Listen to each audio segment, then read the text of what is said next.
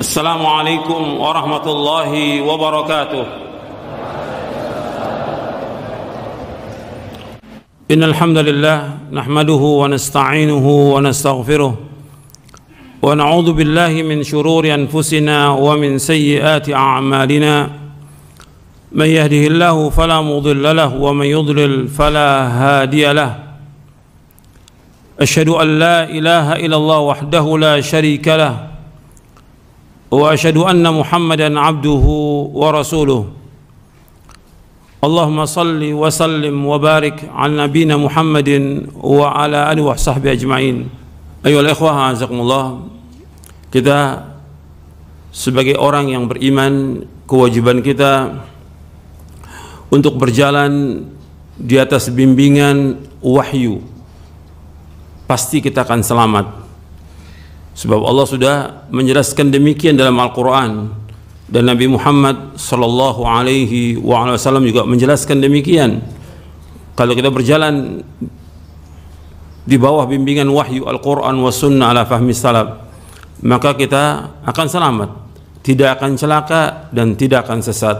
Faman ittaba'a hudaya fala yadhillu wa la yashqa. Barang siapa yang mengikuti petunjukku, maka dia tidak akan sesat dan tidak akan celaka selama-lamanya. Innas Al-Quran di dalam surah Taha. Dan Nabi juga bersabda SAW, taraktu fikum amrayni lan tadillu ma tamassaktum bihima kitaballahi wa sunnati. Aku tinggalkan kepada kalian dua perkara yang kalian tidak akan sesat selama kalian berpegang dengan dua perkara itu, yaitu kitabullah dan sunnahku. Ikhwani fiddin, azakumullah. Sekarang saya akan bawakan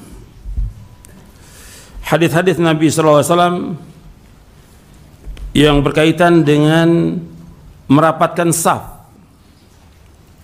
Karena selama ini mungkin satu atau dua hadis atau mungkin sepotong hadis yang saya bawakan, saya akan bawakan semua dalilnya. Artinya kalau saya bilang semuanya, enggak semuanya, sebagian besar lah. Hadisnya banyak. Saya bawakan yang pertama tentang hadis-hadis yang menjelaskan tentang wajibnya merapatkan saf. Yang pertama, an Jabir bin Samurah radhiyallahu anhu qala Rasulullah sallallahu alaihi wasallam, ala tasuffuna kama tasufful malaikatu 'inda rabbiha. Faqulna ya Rasulullah, kaifa tasufful malaikatu 'inda rabbiha?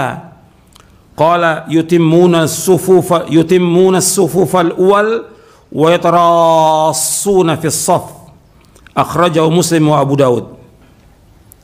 Dari Jabir bin Samurah radhiyallahu an, ia berkata, telah bersabda Rasulullah SAW, tidakkah kalian bersaf sebagaimana saf malaikat bersaf di hadapan Allah SWT?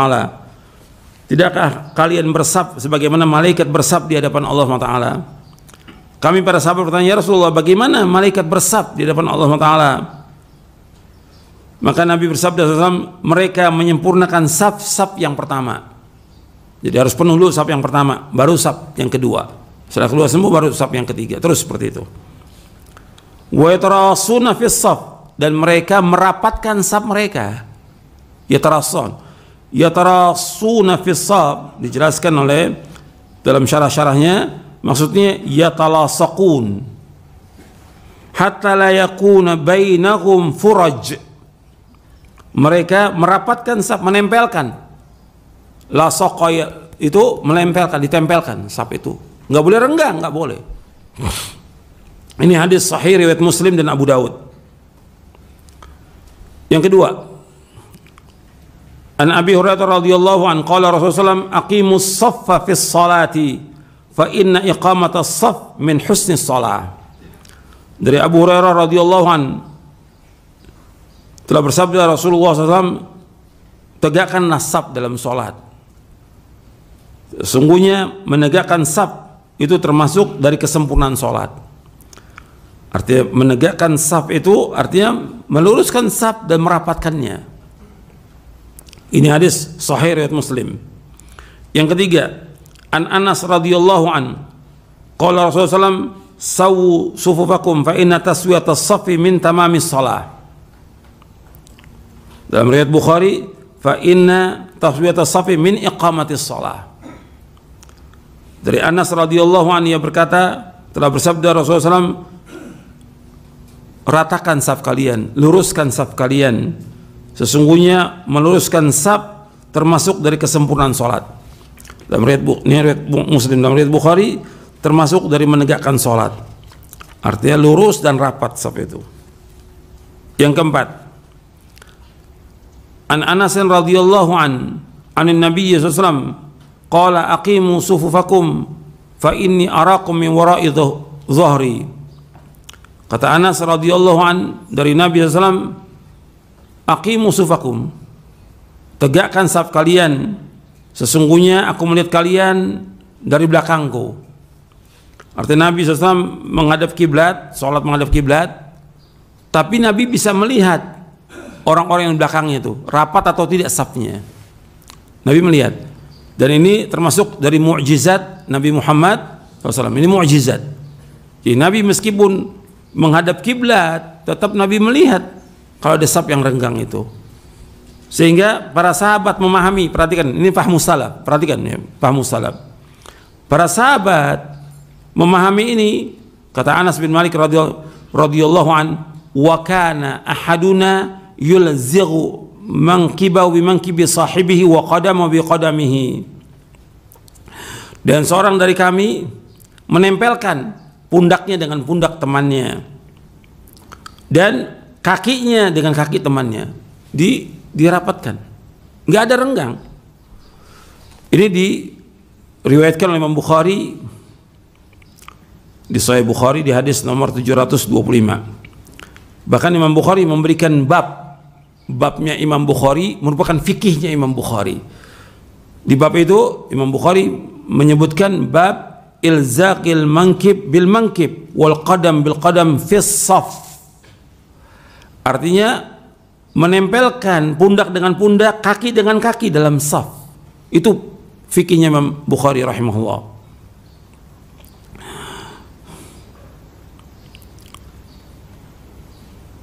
Kemudian kata Al-Hafidz Ibnu Hajar Asqalani rahimahullah, kata beliau, wa afada hadha tasrihu anna hadha al-fi'l al-madhkura kana fi zamanin Nabi sallallahu alaihi wasallam wa bihadha yatimul ihtijaju bihi ala bayan al-murad bi iqamati as-saff wa taswiyatihi. Kata Al-Hafidz Ibnu Hajar Asqalani dalam kitabnya Fathul Bari di juz yang kedua, hadis ini menjelaskan dengan jelas, dengan terang, perbuatan yang disebutkan itu ada zaman Nabi. Artinya para sahabat mempraktekannya dan dilihat oleh Nabi. Kalau satu perbuatan sahabat atau banyak sahabat, Nabi membiarkan, namanya apa? Namanya apa? Takrir. Jadi ada kaul Nabi, ada fi'il Nabi, ada takrir. Nabi mentakrir perbuatan itu. Artinya bahwa itu benar. Dan itu yang Nabi kehendaki dengan merapatkan saf. Bahu ditempelkan, kaki ditempelkan. Maka sempurna kita artinya dilakukan di zaman Nabi SAW, dan sempurna kita berhujjah dengan ini, dengan apa yang dimaksud dengan kalimat iqamatus shaf dan juga taswiyatihi. Kan di hadis sebelumnya disebutkan sawu sufakum fa inna taswiyatas shaf min tamami shalah, sawu sufakum fa inna taswiyatas shaf min iqamatis shalah. Jadi perkataan Nabi taswiyatus sufu dan iqamatis shaf itu dengan apa? Dengan menempelkan pundak dengan pundak, kaki dengan kaki. Ini dijelaskan oleh Al-Hafidz dalam kitabnya Fathul Bari juz yang kedua. Sekarang kita masuk hadis yang kelima. An Nu'man bin Bashir radhiyallahu an qala aqbala Rasulullah sallam 'ala an-nasi biwajhihi faqala aqimu sufufakum thalathan. Maksudnya 3 kali, aqimu sufakum, aqimu sufakum, aqimu sufakum. Artinya Nabi menyebutkan 3 kali. Wallahi la tuqimunna sufufakum au la yukhalifannallahu baina qulubikum. Jadi Nabi kata Nu'man bin Bashir radhiyallahu an, Rasulullah SAW menghadap kepada para sahabat. Artinya Rasul menghadap para sahabat dengan wajahnya. Kemudian Nabi bersabda, aqimu sufakum, aqimu sufakum, aqimu sufakum. Tegakkan saf kalian, tegakkan saf kalian, tegakkan saf kalian. Demi Allah, sungguh kalian menegakkan saf kalian atau Allah akan menyelesaikan di antara hati kalian. Kemudian kata Nu'man bin Bashir radhiyallahu an, fara'aitu ar-rajula yulziqu mankibahu bi mankibi sahibihi wa rukbatahu bi rukbati sahibi wa ka'bahu bi ka'bihi. Kata Nu'man bin Bashir radhiyallahu an, aku melihat seseorang, maksudnya sahabat, aku lihat para sahabat ini menempelkan pundaknya dengan pundak temannya, menempelkan lututnya dengan lutut temannya, dan menempelkan mata kaki dengan mata kaki temannya. Jadi nempel mata kaki dengan mata kaki dengan temannya. Ini hadis sahih diriwayatkan oleh Imam Abu Daud dalam sunannya. Ini jelas perbuatan sahabat ini dilihat oleh Nabi SAW. Kemudian yang keenam, an Ibnu Umar radhiyallahu anhuma anna Rasulullah qala aqimus sufufa wa hadu bainal manakibi wasudul khalal walinu bi aidi ikhwanikum wa la tadharu furjatin lisyaitan wa man wasala saffan wasalahu Allah wa man qata'a saffan qata'ahu Allah. Dari Ibnu Umar radhiyallahu anhuma bahwasanya Rasulullah bersabda, tegakkanlah saf-saf kalian dan ratakanlah di antara pundak-pundak kalian, dan tutuplah celah-celah, tutuplah celah-celah. Jangan ada yang renggang, yang nggak boleh renggang saf itu. Walinu bi aidi ikhwanikum, dalakan berlaku lemah lembut kepada tangan-tangan saudara kalian. Wala tadaru furujan syaitan, jangan kalian membiarkan celah-celah untuk syaitan. Jadi kalau renggang sedikit aja itu setan yang masuk. Barang siapa yang menyambung saf, Allah akan sambung dengan rahmatnya, dan barang siapa yang memutuskan saf, Allah putuskan rahmatnya. Hadis sahih diriwayatkan oleh Imam Abu Daud. Nabi menyebutkan di sini sudul khalal, tutup celah-celah itu, nggak boleh renggang saf itu. Yang kedua, wala tadaru furujatin lisyaitan, jangan kalian meninggalkan celah-celah untuk syaitan. Kemudian yang ketiga, Nabi menyebutkan barang siapa yang menyambung saf, Allah sambung rahmatnya, yang memutuskan Allah putus rahmatnya. Yang ketujuh, an Anas bin Malik radhiyallahu an Rasulullah SAW qala russu sufufakum wa qaribu bainaha wa hadu bil a'naq fa walladhi nafsi biyadihi inni la ara syaitana yadkhulu min khalli saf ka'anna al-hadab. Dari Anas bin Malik radhiyallahu an, dari Rasulullah SAW, beliau bersabda, rusu sufufakum, rapatkan saf kalian, tempelkan saf kalian. Artinya satu dengan satu nempel itu. Dengan teman-temannya di saf yang pertama, satu dengan yang lainnya nempel. Nanti saf kedua demikian juga, satu dengan yang lain nempel. Wa qaribu, berdekatlah kalian. Artinya antara saf pertama dengan saf kedua itu bukan jauh, dekat safnya itu. Wa hadu bil a'naq, hendaklah kalian sejajarkan dengan pundak-pundak kalian, dengan leher kalian. Demi Allah yang diriku di tangannya, sesungguhnya aku melihat setan masuk dari celah-celah saf, seolah-olah anak kambing hitam yang kecil. Hadis ini sahih, diriwayatkan oleh Imam Abu Daud, Nasai, dan Ibnu Hibban. Anda perhatikan di sini, Nabi menyuruh untuk rusu artinya rapatkan saf kamu, nggak boleh renggang. Kemudian Nabi menyebutkan mendekat dan sejajar. Dan Nabi bersabda, demi Allah yang diriku di tangannya, aku melihat setan masuk di celah saf. Jadi kalau renggang sedikit aja setan masuk. Kalau setengah meter, berapa setan yang masuk itu? Kalau setengah meter, kalau 1 meter berapa setan yang masuk itu? Ini melanggar nggak ini? Melanggar nggak ini? Melanggar. Jadi Nabi sudah mengingatkan, jangan memberikan celah kepada setan, tidak boleh. Dan di sini sahih. Yang ke-8,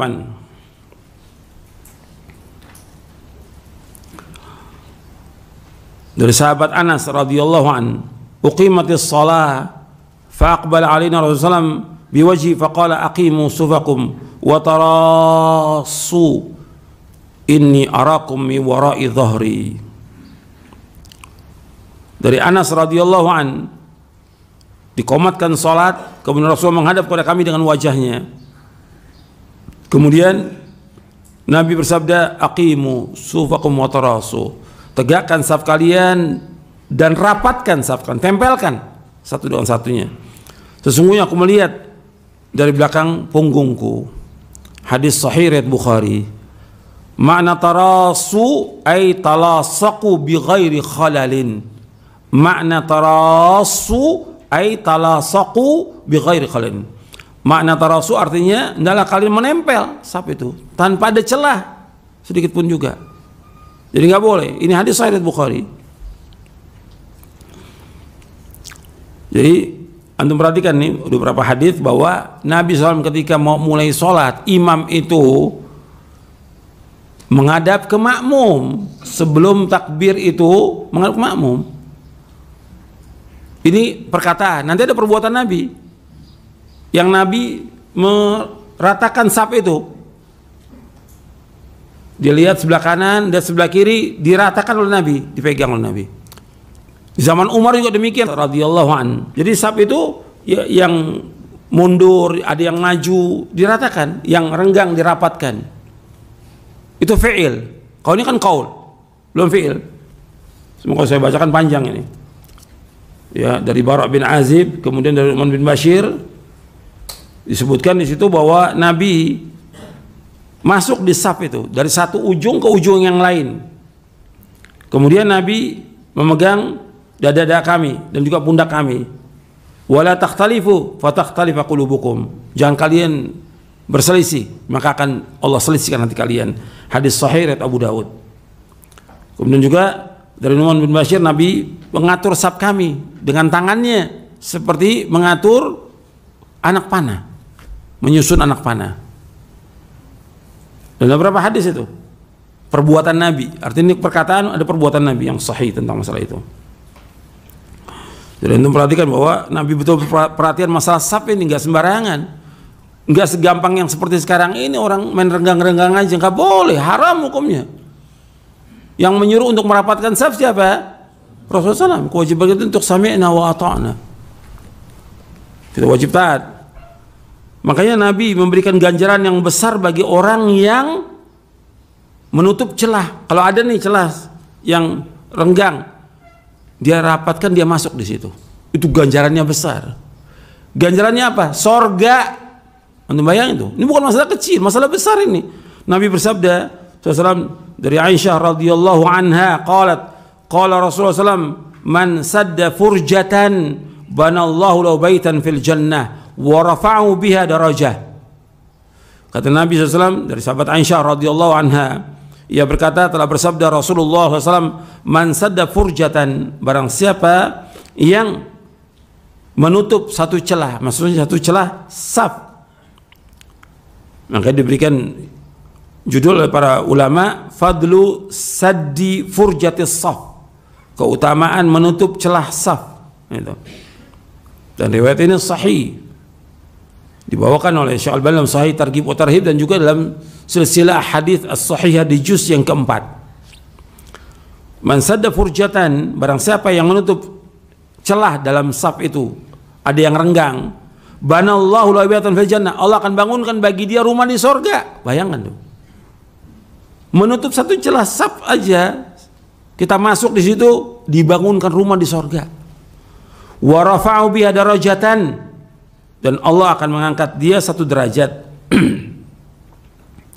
Ini diriwayatkan oleh Al-Muhamili dan disahihkan oleh Syekh Al-Albani dalam silsilah hadis as-sahihah di juz yang keempat. Kemudian dalam riwayat Imam Ahmad yang derajatnya hasan, karena ada beberapa syawahid, Nabi bersabda SAW, ini yang ke-10 berarti, dari sahabat Aisyah juga, Inna Allah azza wa jalla wa malaikatahu alaihimus salam yusalluna ala alladhina yasiluna sufufa wa man sadda furjatan rafa'ullah biha darajatan. Sesungguhnya Allah azza wa jalla dan malaikatnya alaihimus salam itu mengucapkan salawat atas orang-orang yang menyambung saf. Barang siapa yang menutup satu celah saf itu, Allah akan angkat 1 derajat. Diriwayatkan oleh Imam Ahmad dalam musnadnya juz yang ke-6 dan hasan karena ada beberapa syawahidnya.